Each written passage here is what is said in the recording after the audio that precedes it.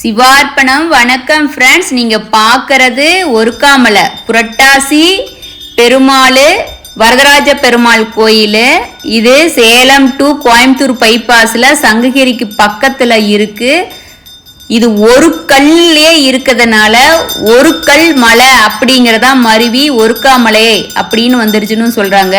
இன்னொன்று என்னன்னா, அந்த காலத்தில் மாட்டு வண்டியில 2 மாடு பூட்டி ஒரு முதியவர் வியாபாரத்துக்கு போறாரு. அவரு அப்பெல்லாம் 1 காசு 2 காசுன்னு தான் அப்பெல்லாம் பணம். அப்படி போகும்போது அவரு 1 காசு கூட சம்பாதிக்க முடியல. அப்ப பெருமாளை ஒருக்காமலைய வேண்டிக்கிட்டு போறாரு. ஒருக்காமலப்பா, நான் எனக்கு காசு சம்பாரிச்சு கொடு, 1 காசு சம்பாரிச்சு கொடு, நான் சம்பாரிச்சின்னா உனக்கு நான் 1 காசு காணிக்கையா செலுத்துறேன்னு வேண்டி இருக்கிறாரு. அதனால அவர் 2 மாடு பூட்டின வண்டியில வியாபாரத்துக்கு போறாரு, சம்பாரிச்சிடுறாரு, அவர் காசு சம்பாரிச்சிடுறாரு. ஆனா அவர் அந்த 1 காசை சாமிக்கு செலுத்துறத மறந்துடுறாரு. கொஞ்ச நாள் ஆகுது. அப்புறம் அவருக்கு ஞாபகமே வரவே இல்லை. அதே போல 2 மாடு பூட்டிக்கிட்டு வண்டியில அவரு வியாபாரத்துக்கு கிளம்பும் போது ஒருக்காமலை கிட்ட வரும்போது மாடு 2 படுத்துக்குது, எந்திரிக்கவே இல்லை. அந்த காலை அதனால எந்திரிக்க முடியாத அளவுக்கு 2 மாடும் அப்படியே படுத்திருக்குது. அவர் என்ன பண்ணி எழுப்ப முடியல. எல்லாரும் யாரோ மாட்டை தூக்கி பாக்குறாங்க, தூக்க முடியலையாமா. அப்புறமேட்டு எவ்வளோ நாள் அப்படியே எவ்வளோ நேரம் அப்படியெல்லாம் ஆன பிறகு கேட்டிருக்காங்க யாரோ, நீ சாமிக்கு ஏதாச்சும் வேண்டுதல் வச்சிருக்கியா அப்படின்னு. அப்புறம் தான் அவருக்கு ஞாபகம் வந்திருக்குது, ஆமா சாமிக்கு 1 காசு கொடுக்குறேன்னு வேண்டியிருந்தேன் அப்படின்னு. அவர் அப்பவே சாமிக்கு 1 காசை காணிக்கையா செலுத்தினாராம். அந்த நிமிஷமே மாடு நல்லா சுகமாகி எந்திரிச்சு மாட்டு வண்டி பூட்டிக்கிட்டு அவர் போனாராம். அதனாலதான் 1 காசுக்கும் கூட பொறுக்காது சாமி அப்படின்ட்டு. நீங்க மட்டும் சாமி கிட்ட வேண்டுதல் வச்சுட்டீங்கன்னா அது கண்டிப்பா நிறைவேறிடும். அவ்வளவு சக்தியுள்ள சாமி. ஆனா நீங்க இந்த வேண்டுதல் வச்சத சாமிக்கு காணிக்கைய செலுத்திடணும். அதனாலதான் இந்த இது இருக்கு. அதனாலதான் 1 காசுனாலும் சாமி பொறுக்க மாட்டாங்க. அதுதான் 1 காசுக்கு பொறுக்காத ஒருக்காமலை அப்படின்னு நம்ம பெருமாளுக்கு பேர் இருக்கு. ஓகே, இந்த கோயில் ஃப்ரெண்ட்ஸ் அவ்வளோ சக்தி உள்ள சாமி. இந்த பக்கம் சுற்று வட்டாரத்தில் இருக்கிற எல்லா மக்களுமே புரட்டாசினா பொங்கல் வச்சு விரதம் விடுறது பாரம்பரியமா அவங்க குடும்பத்துல நடைமுறையில இருக்குது.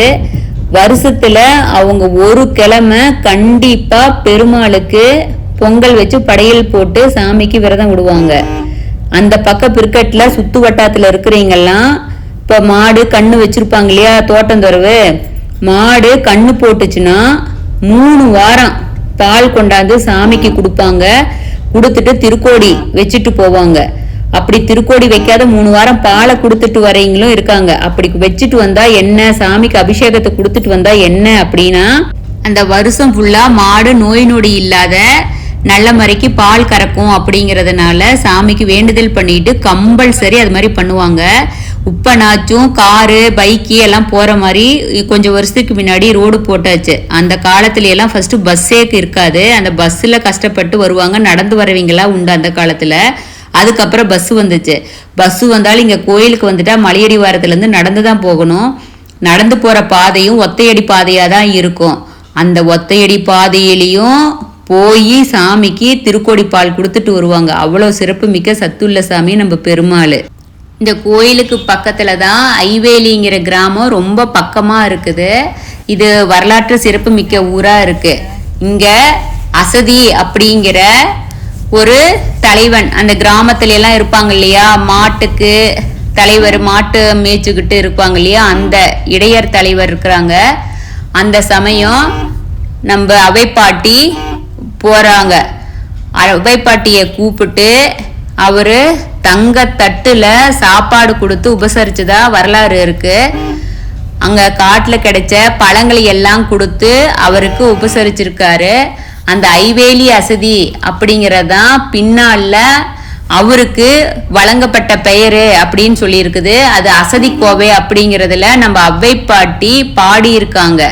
நம்ம இந்த ஒருக்காமலையை பத்தியும் வரதராஜ பெருமாளை கோயிலை பத்தியும் நம்ம ஔவையாரு அந்த அசதி கோவையில குறிப்பிட்டிருக்காங்க அப்படின்னு வரலாறு இருக்கு. இந்த கோயில் எங்க பார்த்தாலும் சிறு சிறு குன்றுகளா இருக்கும்.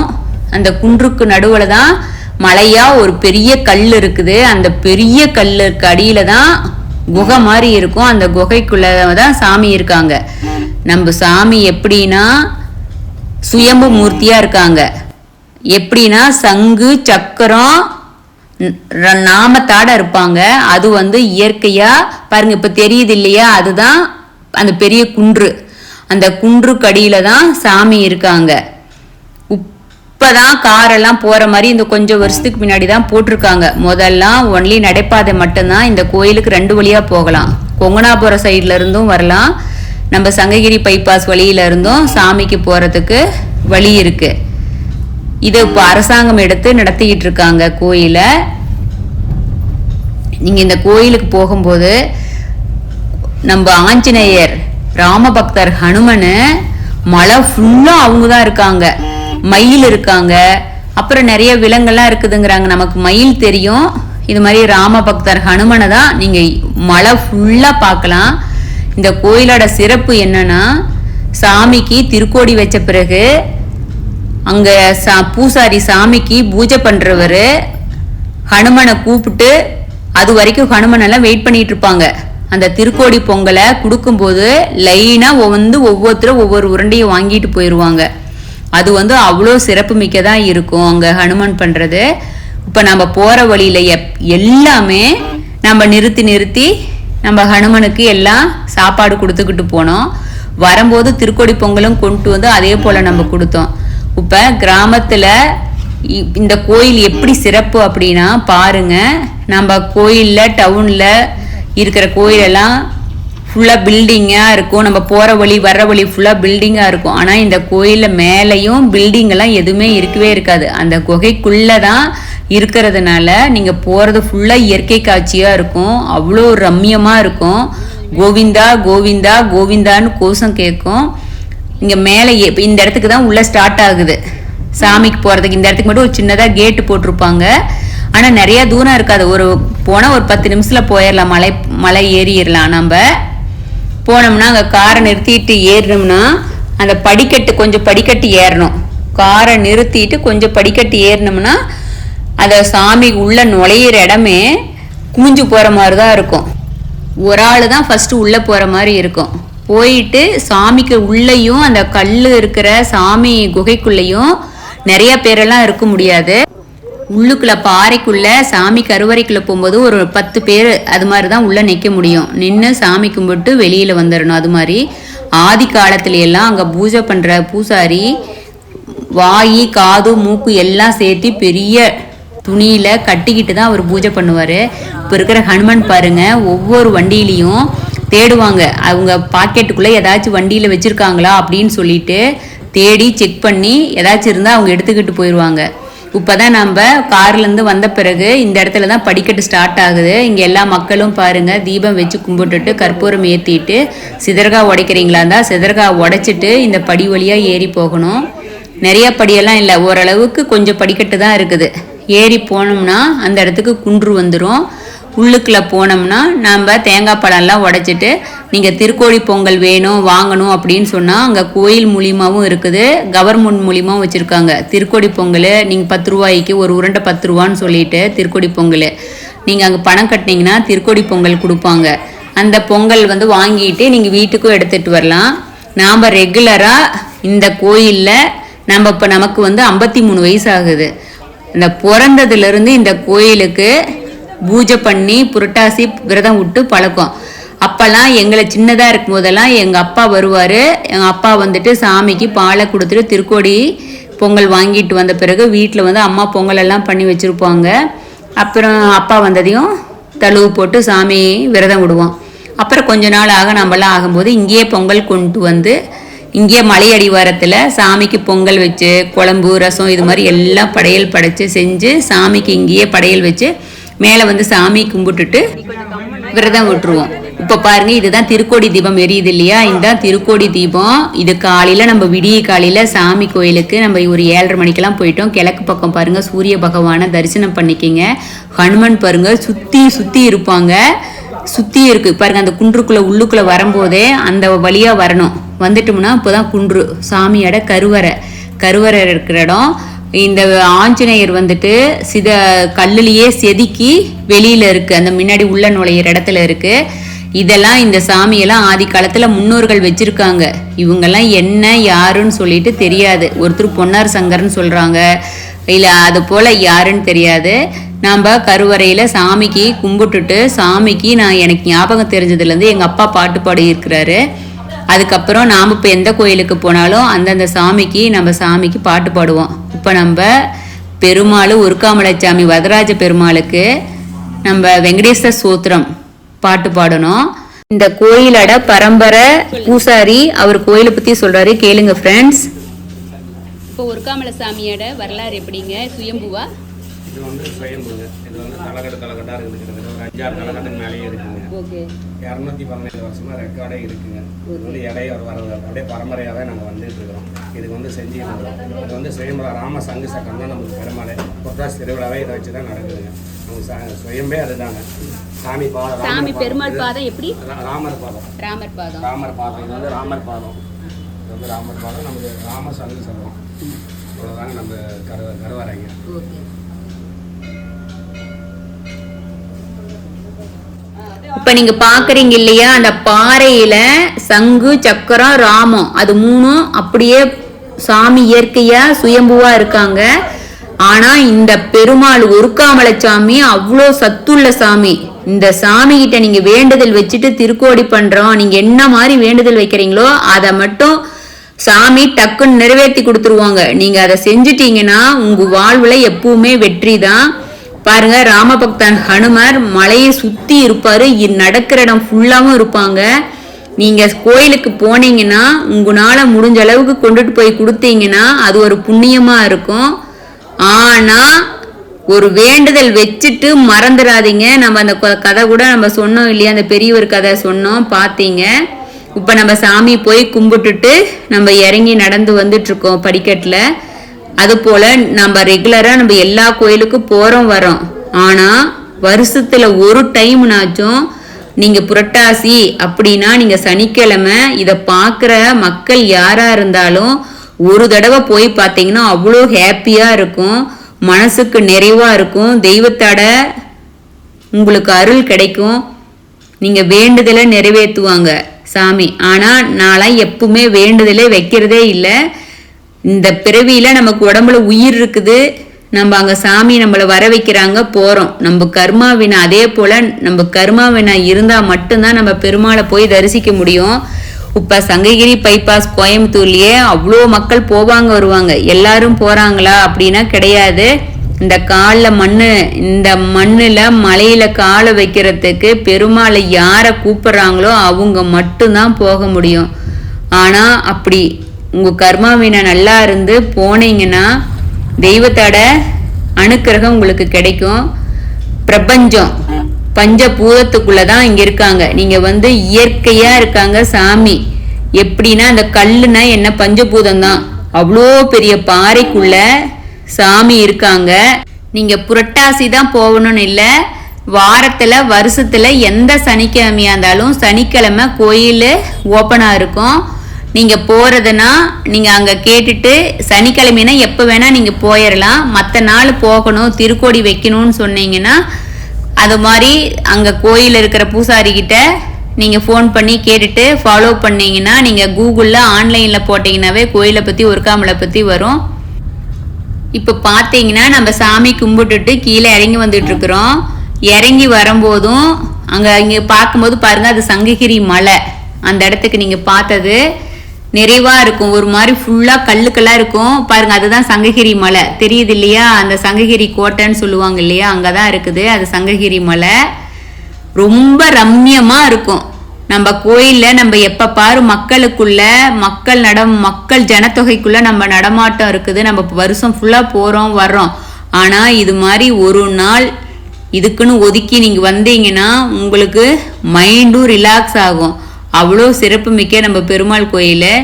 நம்ம நீங்க கார்ல போனது வந்தது எல்லாமே அப்படியே வீடியோவை போட்டிருக்கோம் ஃப்ரெண்ட்ஸ், நீங்க பாருங்க எவ்வளவு சிறப்பா இருக்கும் அப்படின்னு. நம்ம அப்பப்ப நிறுத்தி நம்ம ஹனுமனுக்கும் எல்லாம் சாப்பாடு கொடுத்துட்டு நம்ம போயிட்டு இருந்தோம். ஒரு நிறைவான பயணமா இருந்துச்சு. இந்த புரட்டாசி முதல் சனிக்கிழமை நம்ம போய் சாமி தரிசனம் பண்ணிட்டு விரதம் விட்டு வந்தாச்சு. நம்ம தலைவரலாறு எல்லா சாமிக்கும் போட்டுட்டு இருக்கிறோம். ஆனா ஒருக்காமலைக்கு வெயிட் பண்ணோம். ஏன்னா நமக்கு இது போல வீடியோல சும்மா சின்ன சின்ன வீடியோ போட்டோஸ் தான் நம்ம வச்சிருந்தோம்.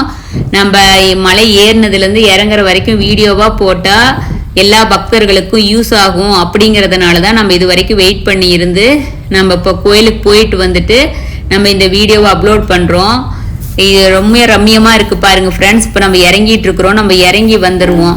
ஃபர்ஸ்ட் ஏறும் போதே மலை ஏறும் போதே மலையடி வாரத்திலேயே எல்லா கடையெல்லாம் இருக்குது. நீங்க வெளியில இருந்து வாங்கிட்டு வரணும்னு இல்லை, அப்படி வாங்கிட்டு வந்தா ஓகே. அப்படி வாங்கிட்டு வராத வந்தீங்கன்னா இங்கேயே உங்களுக்கு துளசி மாலை வேணுமா, தேங்காய் பழம், வெத்தலைப்பாக்கு, சாமி ஜாமானம் எல்லாம் கீழேயே வச்சிருக்காங்க. பொரிகடலையும் வச்சிருக்காங்க. வருஷம் கரும்பு இருக்கும். கொழும்புச்சும்பழம் இந்த கோயில்ல சிறப்பு. நீங்க புரட்டாசி கோயிலுக்கு போனாவே எல்லா மலை கோயில்லையுமே கொழும்புச்சும்பழம் வச்சிருப்பாங்க. கொழும்புச்சும்பழம் வாங்கிக்கலாம். நீங்க அது மலை இறங்கும் போது வாங்கிக்கலாம். ஏறும் போது சாமிக்கு வேணுங்கிற சாமி ஜாமானம் எல்லாம் இங்கேயே வாங்கிட்டு போலாம். ரேட்டும் ரீசனாக தான் வச்சிருக்காங்க. ஆனா ஒரே ஒரு உஷாரா போகணும் ஃப்ரெண்ட்ஸ். இப்ப நீங்க 2 வீலர்ல போனாலும் சரி, நீங்க கார்ல போனீங்கனாலும் சரி, ஹனுமன் நிறைய இருப்பாங்க இல்லையா, ரோட்லயே நடுவால உட்கார்ந்துருப்பாங்க. அப்ப நீங்க வண்டி ஓட்டும் போது உஷாரா ஓட்டணும். அதே போல வண்டியில வாகனத்துல போறவீங்க நீங்க ஹனுமனுக்கு எவ்வளவு வேணா சாப்பாடு கொடுங்க. ஆனா இறங்கி ஓரமா போய் ஹனுமனுக்கு கொடுங்க. இப்ப பாருங்க நம்ம கையில அது குழந்தை குட்டியாட இருக்கிறத வாங்கி எப்படி சாப்பிடுறாங்க. ஆனா ஒவ்வொரு பெரிய ஹனுமான் எல்லாம் விடவே மாட்டாங்க. அவங்கதான் வேணும்னு சொல்லிட்டு வாங்கிக்குவாங்க. மத்தவங்களை விடவே மாட்டாங்க. நம்ம அவங்கள ஏமாத்திட்டு மற்றவங்களுக்கு அப்படியே கொஞ்சம் கொஞ்சம் நம்ம தூரம் போடுவோம். ஆனா உங்களுக்கு ஹனுமன் மட்டும் கார்ல அடிபட்டுட்டாங்கன்னா அது பரம்பரை சாபத்தை கொடுக்கும். இது ஒரு பெரிய கதையே இருக்கு. இது மாதிரி லாரி ஓட்டிட்டு போறவீங்க ஒரு ஹனுமனை வண்டியில விட்டு ஏத்திட்டாங்க, அவங்களுக்கே தெரியல. ஆனா அவங்களுக்கு பிறக்கிற குழந்தை ஃபுல்லா ஹனுமனாவே பிறந்துச்சாமா மூஞ்சு. அப்ப சாமி கிட்ட ஒருக்காமலையில வேண்டுதல் வச்சுட்டு கேட்கும் போதுதான் தெரிஞ்சிருக்கு அவங்க இது மாதிரி பண்ணிட்டாங்க அப்படின்னு சொல்லிட்டு. ஆனா இதுக்கு பரிகாரமே கிடையாது. நீங்க விலங்குகளுக்கோ அனிமலுக்கு ஹனுமனுக்கு யாருக்கு சாப்பாடு கொடுத்தாலும் சரி, இறங்கி ஓரமா கொடுத்தா கொடுங்க. இப்படி வண்டியில போக போக போட்டுட்டு போனா அவங்களுக்கு தெரியாது. வேகமா எடுக்க வரும்போது ஆப்போசிட்ல வண்டிக்கு இது வேகமா வந்துச்சுன்னா அடிச்சிரும். அப்ப அந்த பாவம் உங்களுக்கு தான் சேரும். பாருங்க ரோடு ஃபுல்லா போட்டிருக்காங்க. இறங்கி நிறுத்தி ஒரு இடத்துல கொட்டி விட்டு போனா நல்லா இருக்கும். அது மாதிரி ஃபாலோ பண்ணுங்க ஃப்ரெண்ட்ஸ், தயவு செஞ்சு. அது என்னோட ஒரு சின்ன ஒரு ரிக்வெஸ்டா நான் சொல்றோம். ஏன்னா அதுதான் நமக்கு எல்லாத்துக்கும் பாதுகாப்பு. ஹனுமனுக்கும் பாதுகாப்பு, நமக்கும் பாதுகாப்பு. நாம் அது போலதான் எப்பவுமே செய்வோம். ஆனா ஹனுமனால எதுவும் பண்ணவே பண்ணாது. தயவு செஞ்சு நடு ரோட்ல போடாதீங்க. எல்லாத்துக்குமே அது கஷ்டம். நாம் அது போல சிறப்பா சாமி போயிட்டு நம்ம பெருமாள் வரதராஜ பெருமாளை சாமி கும்பிட்டுட்டு தரிசனம் பண்ணிட்டு கீழே வந்தாச்சு. நம்ம வந்துகிட்டே இருக்கோம் பாருங்க. அது போல இது வரைக்கும் நீங்க போகலினா கூட ஃப்ரெண்ட்ஸ் இப்ப பாக்குறவங்க பெருமாளை போய் தரிசனம் பண்ணிட்டு வாங்க. மன நிறைவா இருக்கும். வாழ்க்கையும் சுபிச்சம் கிடைக்கும். ஏன்னா நம்ம இந்த பிறவியில நம்ம கர்மா வினைகள் எல்லாத்துக்கும் நிறைய இருக்கு. அந்த பெருமாளை போய் வரதராஜ பெருமாளை தரிசனம் பண்ணிட்டு கோவிந்தா கோவிந்தான்னு 3 தடவை சொல்லிட்டு வந்தீங்கன்னா நம்ம வாழ்க்கை சிறப்பா இருக்கும்னு நம்ம சிவார்ப்பணம் 61 சேனல் கேட்டுக்கிறோம். இப்ப நம்ம கீழே வந்தாச்சு. ஆர்ச்சு பாருங்க, சங்கு சக்கரம் பெருமாளை நம்ம பாக்குறோம். கருடாழ்வாராட பாக்குறோம். பாருங்க கடையெல்லாம் இங்கதான் இருக்கு.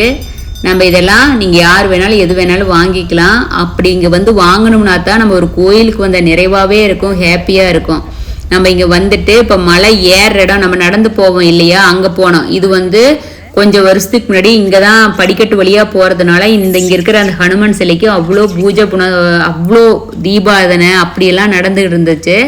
இந்த தடவை அது மாதிரி இல்லாத இருக்குது. எல்லாருமே மேலேயே போயிடுறதுனால, கார்லயே போயிடுறதுனால நாம இந்த ஹனுமனுக்கு சாப்பாடு கொடுக்கணும். இந்த இடம் நம்ம சின்னதுல இருந்து வந்த இடம் ஞாபகத்துக்கு நம்ம எப்பவுமே வருவோம். பார்த்தோம். பார்த்துட்டு நம்ம ஹனுமனுக்கு நம்மளால முடிஞ்ச அளவுக்கு சாப்பாடு கொடுத்துட்டு நம்ம ரிட்டர்ன் கிளம்பி போனோம். அங்கே போயிட்டு ஒரு ஹனுமன் கோயில் பக்கத்தில் இருக்கு. அங்கே கீழே மலையடி வாரத்தில் பொங்கல் வச்சு சாமிக்கு படையல் போட்டு ஒசதி விட்டுட்டு நிறைவான பயணமா இந்த வருஷம் புரட்டாசி சனிக்கிழமை விரதத்தை முடிச்சுட்டு நம்ம வீட்டுக்கு கிளம்பிட்டோம். ஓகே ஃப்ரெண்ட்ஸ், இது போல் நீங்களும் உங்களால் முடியும் போது போயிட்டு வாங்க. நம்ம ஒருக்காமலைச்சாமியோட அருள் பரிபூரணமாக இந்த வீடியோ பார்க்குற எல்லாத்துக்கும் கிடைக்கணும் அப்படின்னு சொல்லிட்டு சிவார்ப்பணம் 6161 சேனல். நம்ம ஒருக்காமலை வரதராஜ பெருமாள் பாதத்தில் ஒப்படைக்கிறோம். அவரே பார்த்துக்குவார். இந்த தலைவரலாறு ஒருக்காமலை சாமியோட நம்ம வீடியோ போடுறதுக்கு நமக்கு தகுதி கொடுத்த நம்ம பெருமாள் பாதத்தில் ஒப்படைக்கிறோம். ஓகே பாருங்கள், கமலா குச சூசுக்க பாட்டு பாடிட்டு நிறைவாக நம்ம தரிசனம் முடிச்சாச்சு. நீங்களும் அது போல் உங்களுக்கு வேண்டுதல் இருந்துச்சுன்னா சாமிகிட்ட சொல்லி உங்கள் வாழ்க்கையெல்லாம் நலமாக பெறணும் அப்படின்னு சொல்லிட்டு சிவார்ப்பணம் 6161 சேனல் கேட்டுக்கிறோம். தேங்க்யூ சிவார்ப்பணம். வணக்கம் ஃப்ரெண்ட்ஸ்.